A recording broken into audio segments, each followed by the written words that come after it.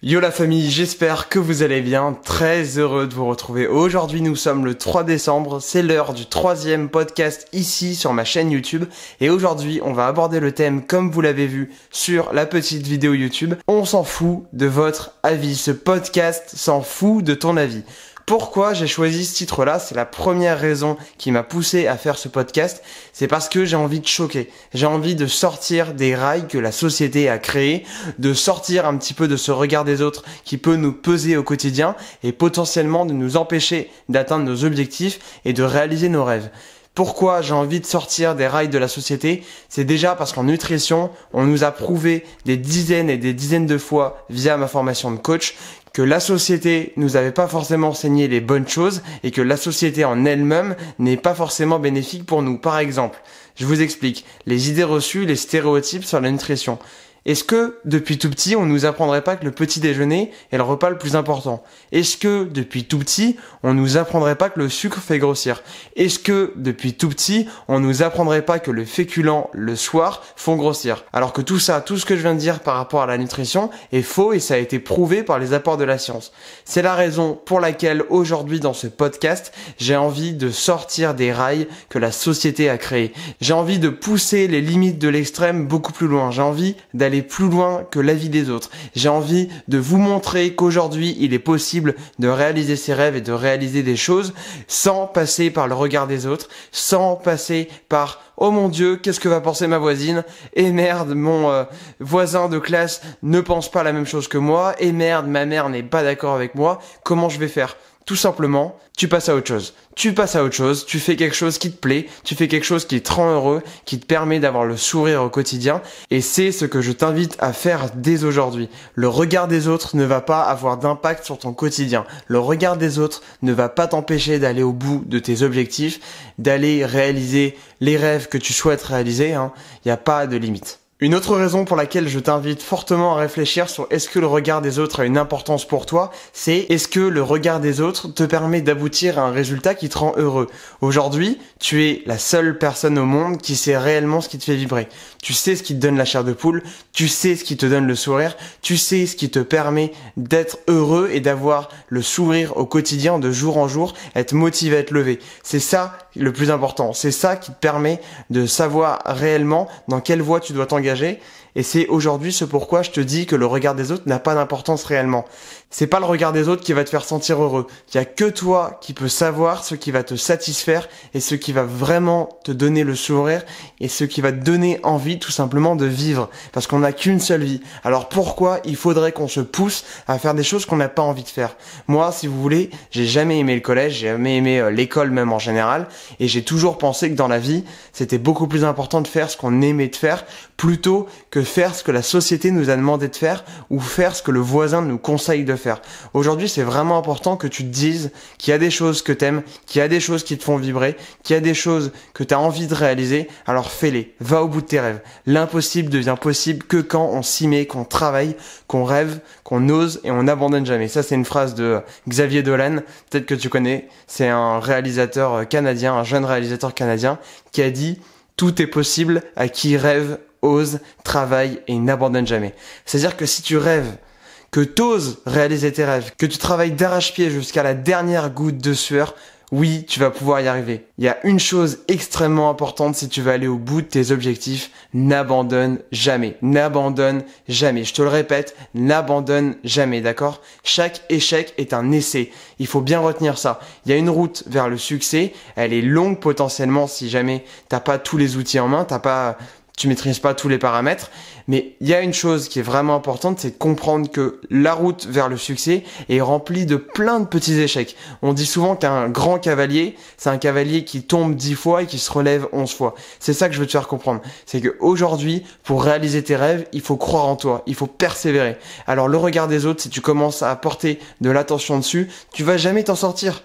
Tu vas jamais t'en sortir parce que ton voisin, il va te pousser à le faire, ta mère, elle va te dire qu'il faut pas le faire, ton père, il va te donner un conseil pour réussir, ton, ton pote de la classe, il va te donner aussi un autre conseil qui peut être en contradiction. Donc arrête un petit peu de penser au regard des autres, mais pense à ce que toi, tu considères être bon pour toi. Alors évidemment, ne pas porter d'attention au regard des autres ne veut pas dire ne pas prendre en compte leurs remarques, leurs réflexions et tout ce qu'ils vont t'apporter, parce qu'il y a potentiellement évidemment des critiques constructives qui te permettraient d'avancer, d'évoluer, de progresser et d'atteindre ton objectif.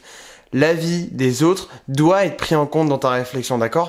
L'autre a des compétences, l'autre peut réfléchir, l'autre est aussi très intelligent. Alors pourquoi il faudrait se limiter à tracer ta route sans prendre en compte son avis? Ce que je veux dire par là, c'est qu'il faut savoir faire le tri entre ce qui va te permettre de progresser et d'atteindre tes objectifs et les regards qui n'ont aucun intérêt finalement, qui vont détruire ton projet, qui vont le réduire à néant et quelque chose qui va pas te permettre d'avancer.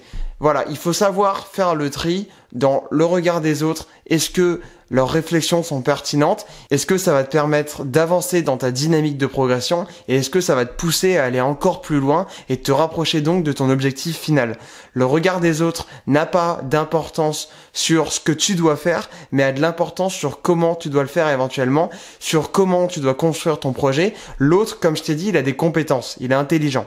Peut-être même qu'il est plus intelligent que toi, d'accord? C'est pas du tout une critique, hein, c'est pas quelque chose de négatif que je te dis là. C'est juste que l'autre peut aussi te permettre d'atteindre ton objectif. Comme on dit, on réfléchit plus vite à plusieurs cerveaux. Tout seul, on va plus vite, ensemble, on va plus loin. C'est des phrases qu'on entend souvent et c'est des phrases qui sont vraies. Parce qu'à plusieurs cerveaux, forcément, il va y avoir plusieurs types de compétences qui vont se réunir et ça va créer un super beau projet. Donc l'avis des autres ne doit pas avoir d'impact sur tes choix, sur ce qui te fait vibrer, ce qui te rend heureux.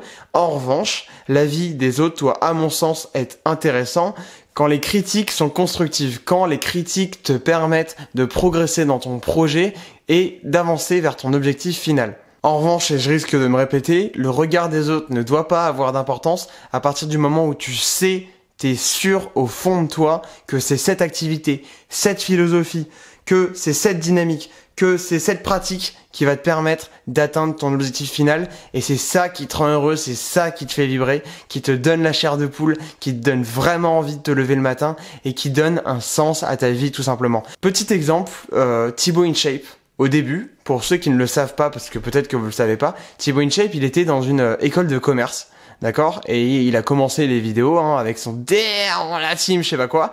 Donc il a commencé les vidéos à ce moment-là et c'était très tourné muscu, d'accord? Thibaut, il était vraiment tourné muscu au début et il était critiqué, mais critiqué à un point, t'imagines même pas. Thibaut, il a pris des remarques, mais un nombre de remarques pas possible et aujourd'hui, regarde où il est. Regarde où il est. C'est l'un des plus gros influenceurs fitness français, voire même d'Europe à mon avis. Alors, à ton avis, pourquoi Thibaut a réussi? Parce qu'il savait que c'était les vidéos YouTube, que c'était ça qui le faisait vibrer. Il savait ce qu'il voulait devenir. Il savait ce qu'il avait envie d'être. Alors aujourd'hui, je t'invite à prendre exemple sur Thibaut. Thibaut, c'est pas forcément le gars qui va t'apporter le plus d'infos en termes de sciences de l'entraînement et de la nutrition.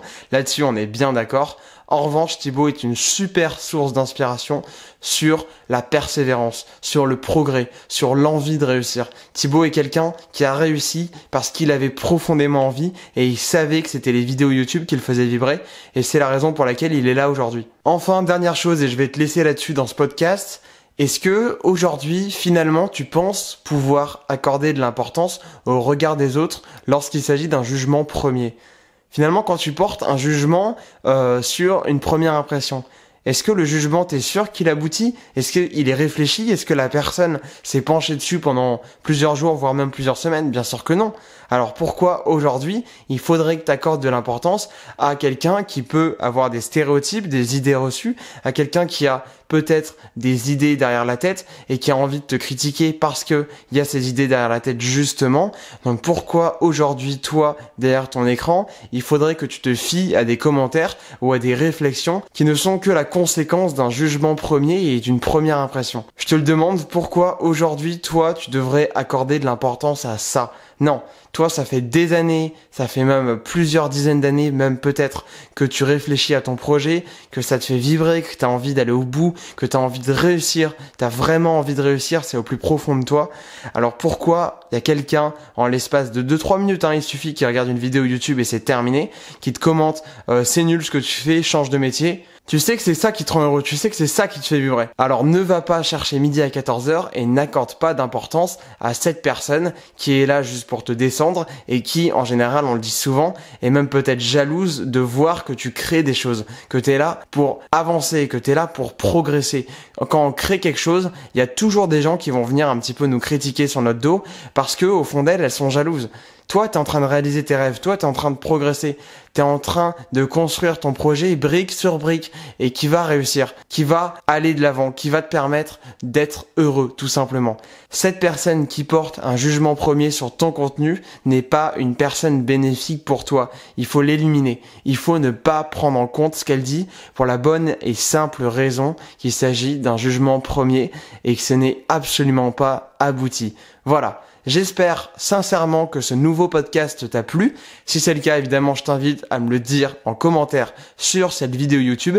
Et nous, on se retrouve bien sûr demain pour un nouveau podcast. Bonne soirée ou bonne journée. Ciao.